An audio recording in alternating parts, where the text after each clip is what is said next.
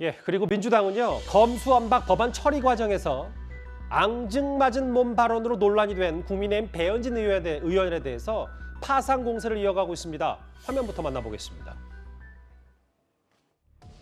저희가 제발 멈추시라, 서시라 이야기했음에도 불구하고 당신의 그 앙증맞은 몸을 저희 국민의힘 의원 위로 밟고 지나가기 위해서 부득발로 저희 여성들을 걷어차며 용맹하게 이 국회의장석으로 올라오셨습니다. 공개 사과 책임 문제는 별도의 문제 아닌가 싶습니다. 위원장석을 점거한 경우에는 윤리위원회를 거치지 않고 바로 본회의에 징계안을 상정할 수 있도록 되어 있습니다.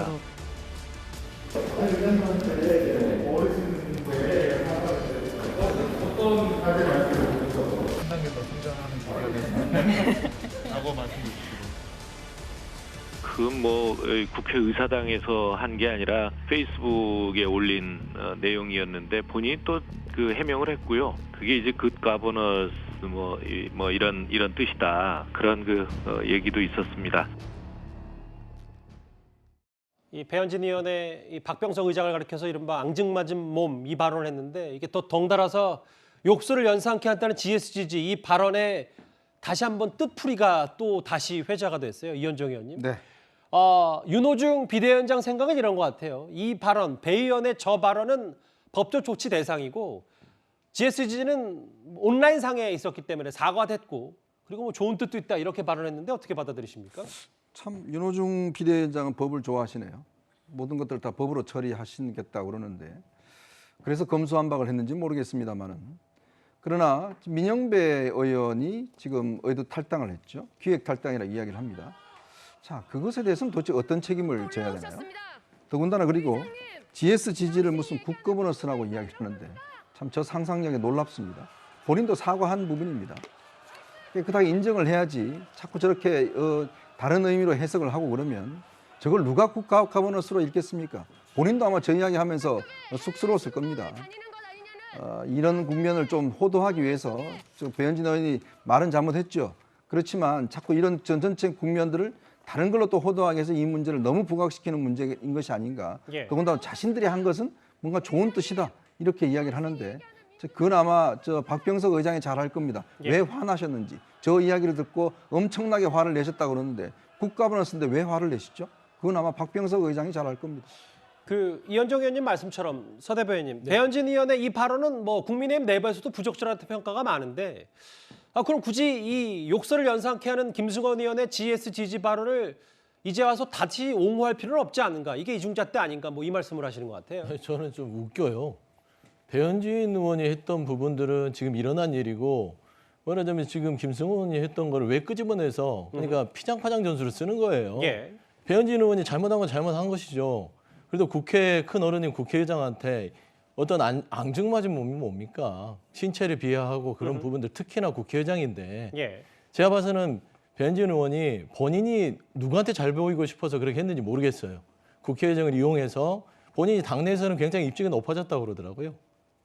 배현진 의원께서는 잘했다. 이거는 뭐 아니 그게 카더라가 아니라 이제 언론 쪽에 그 국힘에 출입하는 기자들한테 들어보니 잘했다는 평이 많다. 그것 그러니까, 또한 풍문이라고 봅니다. 풍문이지만 하여튼 제가 그렇게 들었습니다. 전에 들었고 배현진 의원이 하는 것들은요. 그렇습니다. 우리 한국 사회가 기본적으로 국회 입법의 품격도 있지만 한국 사회는 어떤 어른에 대한 부분에 대한 어떤 예의 부분도 있지 않습니까? 아무리 화가 나도 저보다 나이가 많으신 분한테 함부로 얘기하는 부분들은 말하자면 삼가해야죠. 그러면 여러 가지 이런 것들을 정황을 봤을 때 본인이 잘못했으면 국회의장을 찾아가서 사과를 함이 올바름에도 불구하고 아직까지 이루어지지 않았고 심지어 어떻게 했습니까? 말하자면 허위 사실을 얘기했잖아요. 뭐 구둣발로 본인을 밟고 지나갔다. 근데 주체가 국회의장이 아님에도 불구하고 박병석 국회의장이 그런 것처럼 얘기를 하는 것들이 과연 본인의 잘못을 제대로 알고 있는지 이런 부분에 있어서 바로잡고 가야지 배현진 의원의 이런 잘못을 물타기 하기 위해서 김승원 의원의 이런 GSGG 이 부분을 끌어들이는 것이 과연 온당한가? 저는 그렇게 보고 있습니다. 예. 서 대변인 일단 품격 얘기를 하셨는데 또 사실 최근에 민주당이 품격 논란 시달리고 있는 사람이 있죠. 민주당 최강욱 의원 여성 보좌진이 참석한 온라인 화상회의에서 성행위를 연상시키는 발언을 해서 뒷말이 나오고 있는데요. 이게 민주당은 지금 홍역 아닌 홍역을 치르고 있습니다. 화면을 만나볼까요? 정치권의 온정주의 뿌리 뽑겠습니다. 잘못을 했음에도 감싸고 다리 안으로 굽으며 옳은 소리 못하는 것은 국민을 위한 제대로 된 정치가 아니란 것을 깨닫고 반성하며 바꿔나갈 수 있도록 최선을 다하겠습니다. 여성들의 오해에서 비롯된 것 같아요. 왜냐하면 이 짤짤이는 구슬 혹은 동전을 손에 쥐고 홀짝 맞추는 게임이거든요. 짤짤이를 하면 손에 든 것을 맞추지 못하게 손을 감춰요. 남자들끼리 하는 아주 가벼운 농담인데 남자들은 단박에 알아들어요. 별거 아닌 농담인데 이 단어를 아예 모르거나 잘못 들었던 것 같아요. 일종의 해프닝 같은데. 일종의 해프닝 같다. 기사화가 너무 커졌다. 뭐 이런 얘기를 김어준 씨가 하고 있는데 일단 박지원 공동비대위원장이 징계를 검토하라고 지시했고 최강 의원은 심각한 유감이라고 하긴 했지만 그 표현이 아니다. 그냥 짤짤이었다라고 얘기를 하고 있어서 글쎄요. 이게 썩 어느 정도까지 납득이 돼야 될지. 아니 우선 들은 사람이 있지 않습니까? 예. 거기에 이제 여성 보좌진들도 같이 그 화상회의에 참여를 하고 있었다고 하니까 여성 보좌진들이 몇 명이 들었을 거예요. 그러면서 심지어 지금까지 언론에 보도된 내용을 보면 상당히 불쾌감을 느꼈다 이렇게 되거든요. 예. 자 그러면 짤짤이라는 그 단어를 정말 썼다면 그 단어를 듣고서 그 여성 보좌진들이 불쾌감을 느꼈을까요? 그렇죠? 그런 점에서 본다면 자 박지원 공동비대위원장이 지금 뭐 그 당 조사 결과를 보겠다고 했는데 그 결과가 어떻게 나올지 모르겠으나 적어도 여성 보좌진들이 들었던 내용 성희롱이라는 부분은 그 점이 굉장히 중요하거든요. 본인이 어떤 내용을 듣고 어떤 느낌을 가졌느냐가 성희롱의 판단 기준이 되고 있습니다. 그렇게 된다면 지금 그 저 내용 그러니까 짤짤이가 아닌 다른 성희롱성 발언 아마 그렇게 그 원래대로 발언을 했을 가능성이 저는 대단히 높다고 보는데 그렇다면 지금 이제 뭐 짤짤이라는 이름으로 그렇게 했다는 김어준 씨의 판단이나 뭐 아니면 그 민주당의 여러 의원들의 옹호 이건 전제 자체가 잘못된 거예요. 그렇게 발언하는 게 아니니까 그런 관점에서 본다면 당의 조사 결과 물론 나와봐야 되겠죠. 그러나 여성 그 보좌진들 그 사람들한테 물어봤을 때 과연 정확한 그 얘기가 뭐였느냐? 저는 지금까지 최강욱 의원의 해명이나 아니면 여성 보좌진들의 발언이나 이런 것들을 종합해봤을 때 그게 최강욱 의원의 해명과는 상당히 다른 내용이었다 이렇게 판단하고 있습니다. 근데 전현희 평론가님 민주당의 일부 지지자들은 이런 표현까지 썼어요. 일부입니다만 박지원 위원장이 어려서 짤짤을 모른다 혹은 과거에 4년 전 최강욱 의원이 썼던 신문 칼럼을 인용해서 짤짤이 얘기를 썼다. 그래서 과거 많이 썼던 말장난이다. 이런 표현을 썼는데 글쎄 이게 좀 쉽게 납득이 되십니까? 이런 주장이나 의혹이 제기될 때마다 제가 좀 안타까운 부분이 있는데요. 정치적인 소재로 성희롱 문제를 다뤄서는 안 됩니다. 첫 번째로 제가 짚고 싶은 점은 박지원 비대위원장이 우리나라에서 묻힐 뻔한 디지털 N번방 사건을 추적했던 인물이고 또 민주당에서 지난 대선 과정에서 영입된 여성위원회의 중요한 임무를 맡았던 인물이기도 합니다. 그래서 이 사람이 나이를 갖고 능력을 평가하는 부분은 좀 잘못된 것이라고 보고요. 두 번째로 최강욱 의원이 저런 글을 과거에 써서 이럴 것이라고 밖에서 추정은 할 수 있습니다. 그러나 성희롱 사건을 우리가 판단할 때 중요한 것은 당사자들이 당시에 어떻게 느꼈느냐가 매우 중요하거든요. 그래서 바깥에서 이걸 이렇다 저렇다라고 해석을 할 수 있는 영역이 아닙니다. 그래서 아마 박지원 위원장도 진상조사의 중요성을 강조하는 취지의 발언을 한 것으로 보이는데요. 그것을 통해서 사실관계를 정확히 파악하고 문제가 있다면 거기에 대해서 합당한 조치를 하면 되는 것이고요. 문제에 비해서 부풀려졌다면 해명을 들어주면 됩니다.